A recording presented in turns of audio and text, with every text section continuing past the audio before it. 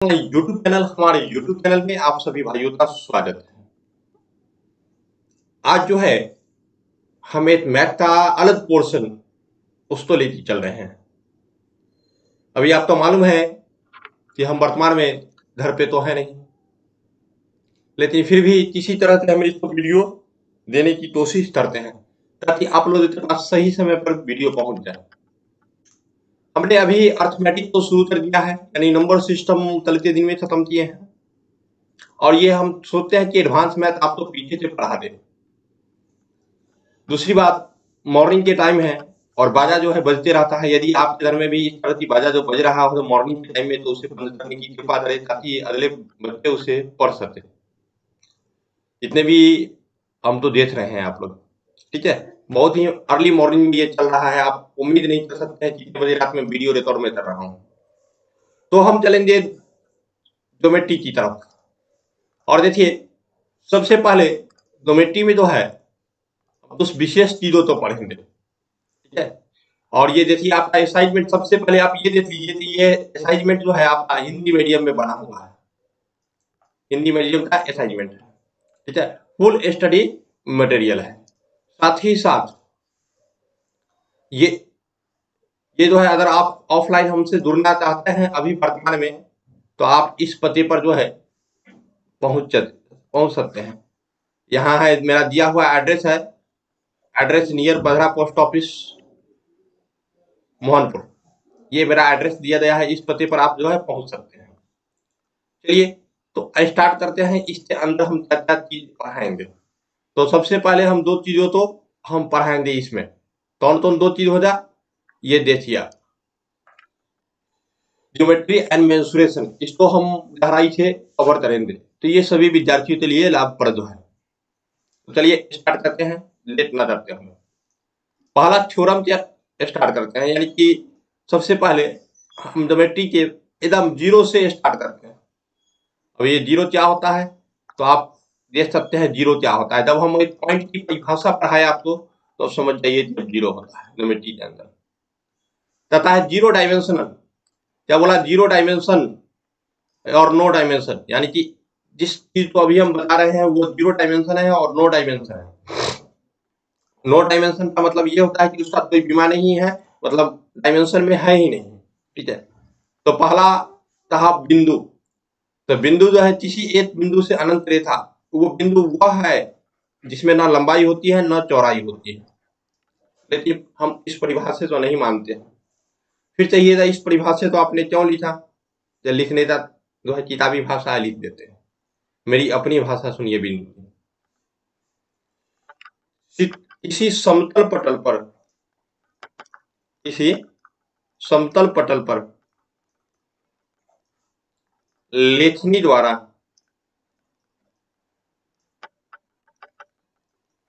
दबाई गई चिन्हितों,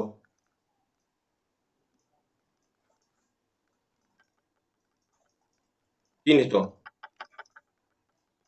बिंदु कहा जाता है,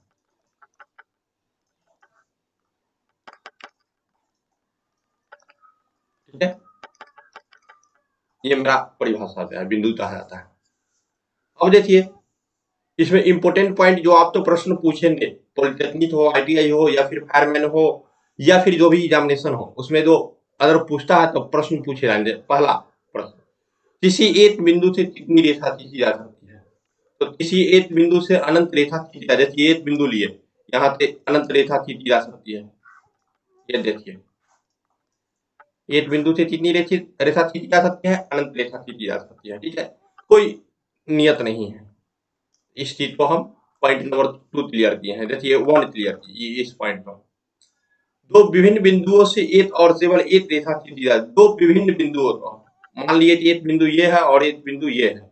यहाँ से देखिए कितनी रेखा खींची जाएगी। तो यहाँ से जो है दोनों तो मिलाएंगे तो एक की रेखा बनेगा।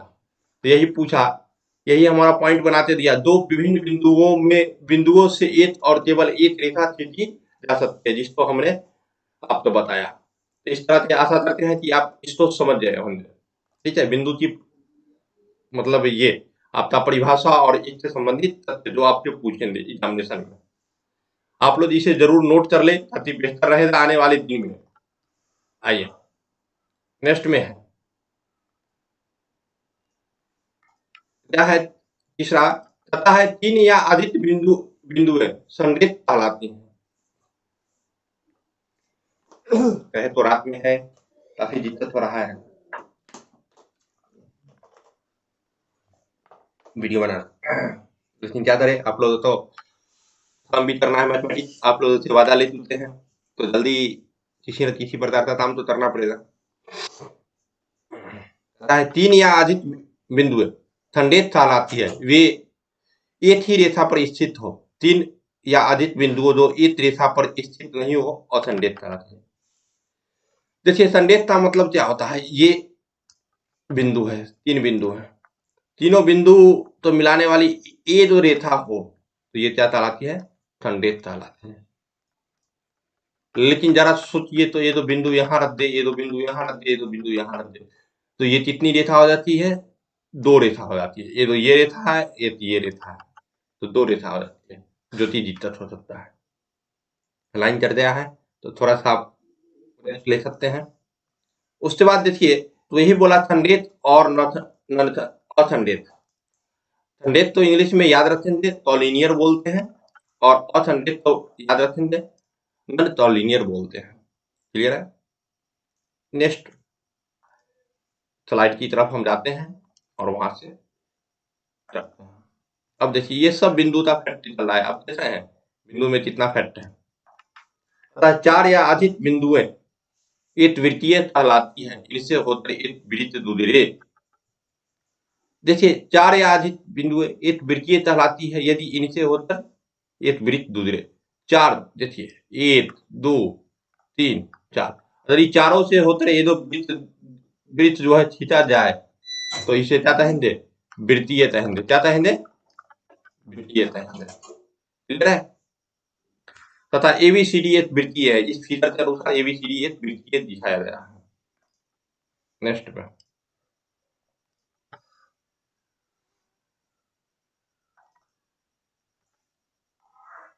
चलिए, नेक्स्ट पॉइंट हमारा क्या बोल रहा है, कोई भी तीन असंरेख बिंदु हमेशा एक वृत्तीय होती है।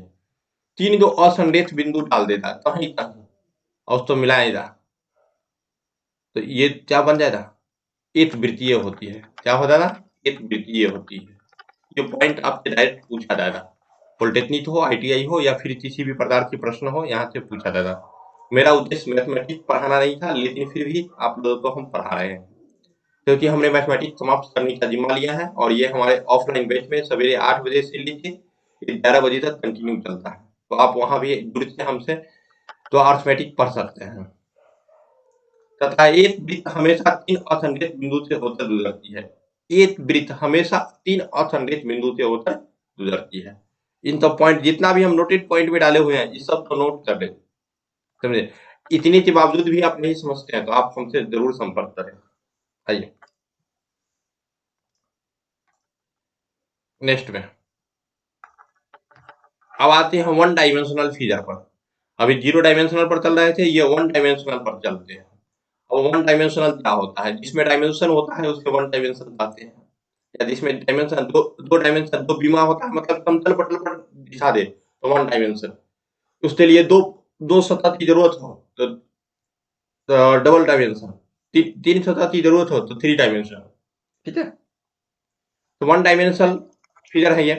तथा लाइन, लाइन ऐसी सरल लेता है जो सिर्फ दोनों तरफ अनंत बिंदु तक। लाइन का मतलब होता है यहाँ और यहाँ एक बिंदु है, ये दोनों तो मिला दे, लेकिन ये अनंत तक जाए, दोनों पट्टी अनंत तक जाए, तो ये क्या कहलाता है, लाइन कहलाता है। लाइन का जो संकेत होता है इसके ऊपर इस तरह का चिन्ह होता है, लाइन के संकेत के ऊपर इस तरह का चिन्ह होता है। तथा है लाइन सेगमेंट, रेखाखंड। रेखाखंड रेखा का वह टुकड़ा है जिसका दो अनंत बिंदु होते हैं। लाइन सेगमेंट का मतलब अनंत दो अंत बिंदु होते हैं। देखिए अगर यहाँ से यहाँ तक रेखा यहाँ से यहाँ तक काट दे, यही दोनों बिंदु तक रहने दे, तो ये जो है लाइन सेगमेंट हो जाएगा। लेकिन ये अगर इस तरह से बढ़ते हुए दिखाया जाए, दोनों दोनों साइड तीर के निशान से बढ़ते हुए दिखाया जाए, तो ये क्या होगा, हमारा लाइन हो जाएगा। तो रेखा और रेखाखंड में अंतर ये हुआ। एक बार फिर से बता देते हैं आपको।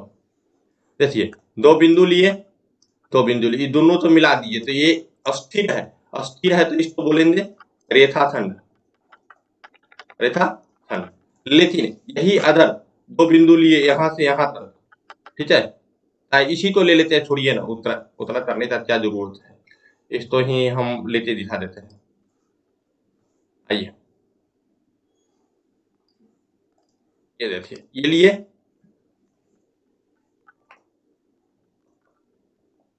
ये इसको ये निकाले, और ये निकालते इसको ही हम बढ़ा देते हैं। बढ़ा दिए ऐसे ऐसे करते, इसको ऐसे कर दिए, तो ये मेरा क्या हुआ, रेखा हो गया। रेखा और रेखाखंड में अंतर आप ध्यान दें। नेक्स्ट में चलते हैं। देखिए, अब रे, रे मतलब क्या, किरण। रे का मतलब क्या होता है, किरण होता है। अब किरण कौन सा किरण, तो ये लड़की किरण नहीं, यहाँ ज्योमेट्री वाला याद रखिएगा। एक रेखा का वह भाग जिसका एक अंत बिंदु हो, एक किरण चलाते हैं। अंत बिंदु हो, देखिए यहाँ से यहाँ की तरफ आगे बढ़ते चले जाए, तो ये मेरा क्या होगा, किरण होगा। इसको ऐसे दर्शा सकते हैं, पी क्यू के ऊपर इस तरह का जो है ना चिन्ह देते हम दर्शा सकते हैं, ये किरण का चिन्ह होगा। पैरेलल लाइन तथा एक ही तल दो भिन्न भिन्न समांतर रेखाएं चलाती है, यदि उनमें कोई भी बिंदु घनिष्ठ न हो, चाहे वे दोनों कितनी ही दूरी तक बढ़ाई जा सकती है। देखिए, ये एक लाइन खींचा जा रहा है आपको, ठीक है, और इसके बराबर में एक लाइन खींचा जा रहा है, दोनों के बीच की दूरी हमेशा इक्वल हो, दोनों के बीच की दूरी हमेशा इक्वल हो, तो ये क्या कहलाती है, समांतर रेखा कहलाती है। और कहीं भी अनंत पर नहीं काटेगी, ठीक है, कहीं भी अनंत पर नहीं काटेगी, ये क्या कहलाएगी, समानांतर रेखा। अब देखिए, जब समानांतर रेखा की बात आई तो थोड़ा सा हम यहाँ पर और भी एक्सप्लेन कर देते हैं। अगर समानांतर रेखा पर एक लंब होगा, यहाँ पर ये तो लंब होगा, तो ये इस पर भी लंब होगा, इस पर भी लंब होगा, दोनों पर लंब होगा। आगे हम बताएंगे, फैक्ट में बताएंगे, टेंशन मत ले। तो थोड़ा सा हम रिकॉल कर देते हैं, जो पहले पढ़ाए हैं उसको हम याद करवा देते हैं। देख लीजिए, बाधा से कितना परेशानी हो रहा है, थोड़ा सा कॉपरेट कीजिए आप लोग भी। आइए, देखिए, हमने कहा एक बिंदु से निकलकर बढ़ेगी, इसको बोलेंगे रे, मतलब किरण। एक बिंदु से निकलकर पीछे की तरफ बढ़ेगी और आगे की तरफ भी बढ़ेगी, तो इसको कहेंगे रेखा। और लिमिट रह जाएगी, एक बिंदु से निकलकर यहाँ तक लिमिट रह जाएगी, तो इसको कहेंगे हम रेखाखंड। ये तीनों चीज अभी हम पढ़ा दिए हैं जो आपके काम का है। आगे चलते हैं, देखते हैं।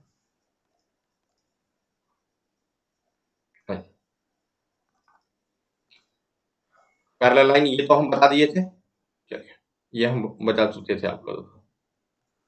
आगे ले लेते हैं, पैरेलल लाइन का प्रॉपर्टी कर लेते हैं। ये है पैरेलल लाइन की प्रॉपर्टी। ये प्रॉपर्टी वन कहा गया, तो वन जो हम आपको बताए प्रॉपर्टी में उसको लिखे नहीं, अगर ये दो पर लंब हो तो दूसरे पर ऑटोमेटिक लंब हो जाता है। ये प्रॉपर्टी नंबर वन था, ठीक है, पैरेलल लाइन में। अब यहाँ चलते हैं, यदि दो रेखाखंड एक ही सतह के साथ समान कोण बनाए, देखिए बनाए तो दोनों रेखाएं समानांतर होती है। मान लो ये रेखा है, ये तो इस पर जो है 90 डिग्री का, ये 90 डिग्री नहीं, इस पर ये 60 डिग्री का कोण बनाए, और ये तो यहाँ भी 60 डिग्री का कोण बनाए। अब जो ये होगा ए बी और सी डी, तो A B parallel C D B D होगा, A B parallel B D. और ये जो साइन होता है पैरेलल का साइन होता है, यानी कि समानांतर का साइन होता है, ठीक है, आप समझ रहे हैं। नेक्स्ट में चलते हैं। देखिए, हम जो है ऑन स्क्रीन पढ़ा देते हैं आपको लोगों को। आइए, टू डायमेंशन। अब क्या होगा, दो सतह की हेल्प लेती ये फिगर तो बनाया जाए। जब देखिए मान लीजिए टोन बनाए, यहाँ ये सतह ये हो जाए, एक सतह ये हो जाए, 2 डायमेंशनल तो हो जाए ना। तो इसी तरह 2 डायमेंशनल तथा यदि दो रेखाखंडों या किरणों एक ही अनंत बिंदु हो, एक अंत बिंदु हो, तो इससे बनी आकृति को क्या कहते हैं? टोन कहते हैं। अनंत बिंदु टोन का शीर्ष कहलाता है, अंत बिंदु टोन का शीर्ष कहलाता है। समझिए जरा, एक रेखा इधर जा रहा है या एक किरण इधर जा रहा है, लेकिन दोनों का अंत बिंदु यहाँ पर मिल रहा है। जहां पर मिल रहा है उसी को क्या बोलेंगे? टोन बोलेंगे। क्या बोलेंगे? टोन। कभी भी रेखा से टोन नहीं बनेगा। ये प्रश्न आप देखिएगा, पूछते 10वीं के 11th के जितने भी टीचर हैं पूछते देखिएगा, ये प्रश्न तो नहीं बताएंगे। लिख लीजिए नोटेड में, नोटेड में। अभी भी रेखा का प्रयोग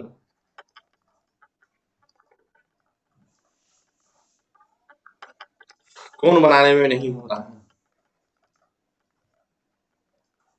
बनाने में नहीं होता है। अब देखिए टोन बनाने में, टोन बनाने के लिए हमको 2 अंत बिंदु चाहिए। तो रेखा में अंत बिंदु होता है क्या? दोनों में से किसी का अंत बिंदु नहीं होता है, तो नहीं बनेगा। लेकिन अब देखिए रेखाखंड, ये दो यहाँ पर रहेगा, ये दो यहाँ पर रहेगा, रेखाखंड हुआ। और एक रेखाखंड इधर चले, और दोनों का अंत बिंदु एक ही जहां पर मिला, वही तो टोन कहलाता है। यही क्या कहलाता है? टोन कहलाता है। या फिर इधर से एक रेखाखंड ले, एक रेखाखंड ये रे, और ये तो इधर से रे ले, तभी जहां पर मिलेगा उसको क्या कहेंगे? टोन बोलेंगे। यहाँ तक तो कोई दिक्कत नहीं है। आप बताइए, अगर कोई दिक्कत हो तो हम फिर आगे जो है देखने की कोशिश करेंगे। आइए, कोई दिक्कत नहीं है, नेक्स्ट में चलते हैं। टोन हो गया था आपका। टोन के प्रकार में चलते हैं, टोन के प्रचार में चलते हैं। तथा है माप के अनुसार टोन कितने प्रकार के होते हैं? माप के अनुसार, माप के अनुसार।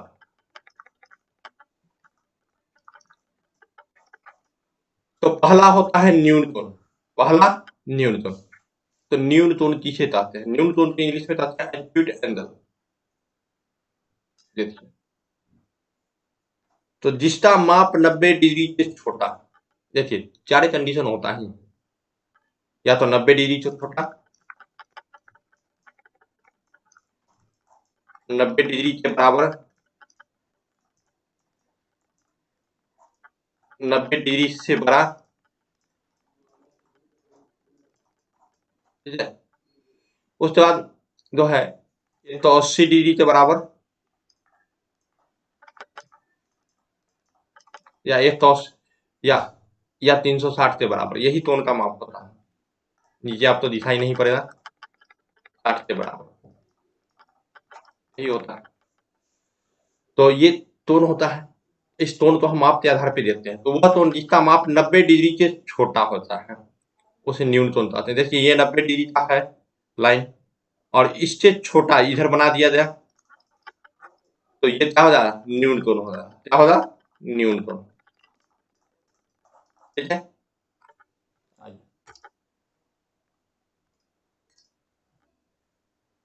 न्यून टोन आप तो दर्शा दिए। अब सम टोन, देखिए परिभाषा तो आप लिख ही लीजिएगा। समटोन का मतलब होता है 90 डिग्री, ये ऊपर से एकदम सीधा आया और ये तो इधर रेखा था, और ये तो टोन बना 90 डिग्री के टोन को समटोन कहते हैं। 90 डिग्री के टोन को क्या बोलते हैं? समटोन बोलते हैं। तो इसी तो ये लिखा, वह टोन जिसकी माप 90 हो समटोन कहलाता है, राइट एंगल कहलाता है। चले आगे बढ़े।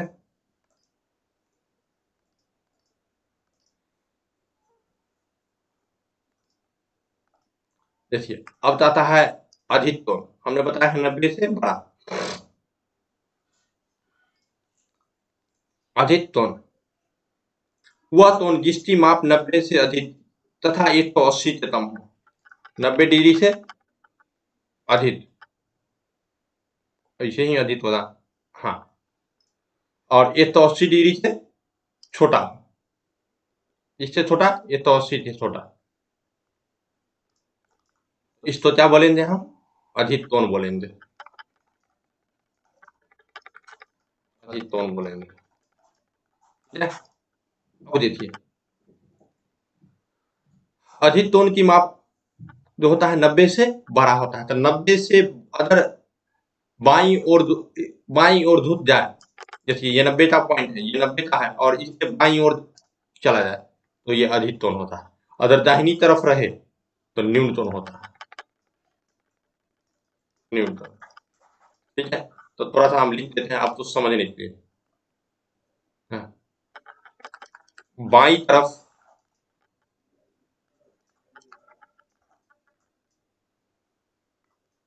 ज्यादा झुकाव,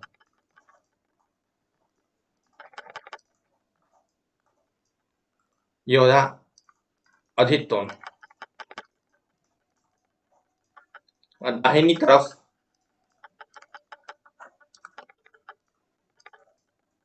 ज्यादा झुकाव,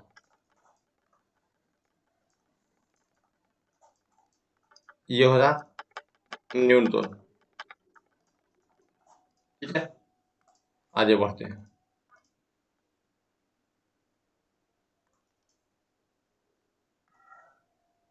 ये तो आता है रिजु पूरक टोन, रिजु ये पूरक टोन यानी स्ट्रेट एंगल, यानी कि देखिए ये रेखा इधर है, या ये रेखाखंड इधर है, और एक रेखाखंड इधर ला देते हैं। देखिए ये थोड़ा सा हम पेन का कलर बदलते हैं, हम आपको बता देते हैं। ये तो इधर है और ये तो इधर से आके मिल रहा है, यही पर दोनों का जो मिलन पॉइंट है इसी को टोन बोलते हैं ना, और यही जब बनता है तो इसी को हम क्या कहेंगे, 180 डिग्री का कोण। यानी एक रेखा पर बने तुल्य कोण का योग कितना होता है, 180 डिग्री। लिखिए एक ही रेखा पर बने रेखा रेखाखंड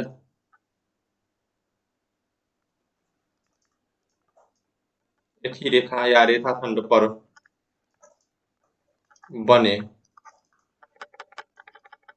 कुल कोण 180 डिग्री होता है। ये तो ऐसे होता है, देखिए ये एक रेखा या रेखाखंड है, इस बिंदु पर हम 4-5 कोण बनाए,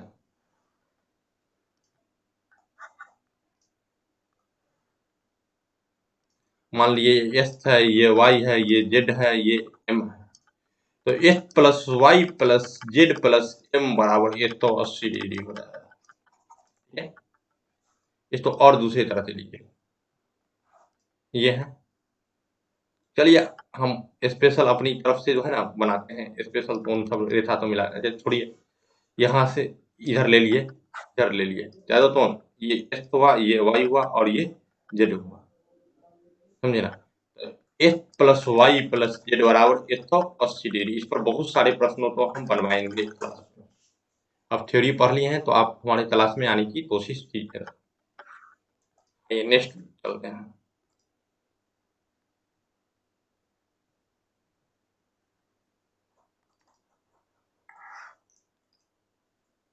आता है रिफ्लेक्स एंगल। क्या बोला, रिफ्लेक्स एंगल। रिफ्लेक्स एंगल क्या होता है भाई, उसको हम देखते हैं।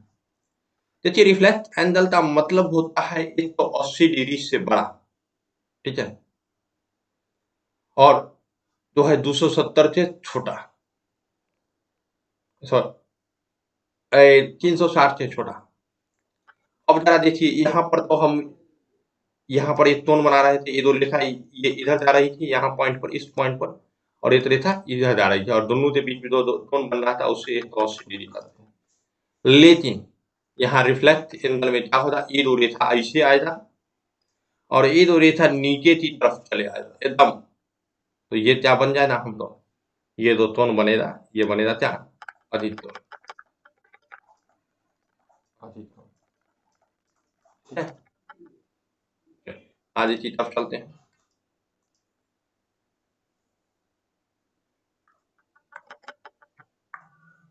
अब ये आता है कंप्लीट एंगल।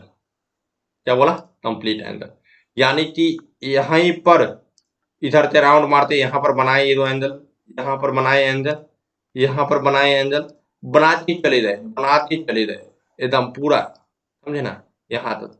और ये सिचुएशन ऐसा आएगा, यहाँ पर बनाते चले जाए कि अगला एंगल आते, अगला एंगल आते, और यहीं पर ये जो है ओवरलैप कर रहा है, यहीं पर ये जो अगला एंगल आ जाए, यहीं पर, यही रेखा पर अगला एंगल आ गया। तो यानी कि जहां से शुरू हुआ फिर राउंड मारते हुए यहाँ पर आ गया, तो इस टोन को हम क्या बोलेंगे? संपूर्ण टोन, संपूर्ण टोन। इस तरह के टोन के सभी प्रकार जो है समाप्त होते हैं, और हम दूसरे वीडियो में आगे की तरफ देखेंगे। आपसे आग्रह है कि शोरगुल वाली बाजाओं तो बंद करें, आपके आसपास जो भी बाजा बजता है, ताकि हम बेहतर रूप से आपको देखभाल कर सकें। धन्यवाद, फिर मिलते हैं नेक्स्ट वीडियो में, लेकिन उससे पहले होली की हार्दिक बधाई आप लोगों को।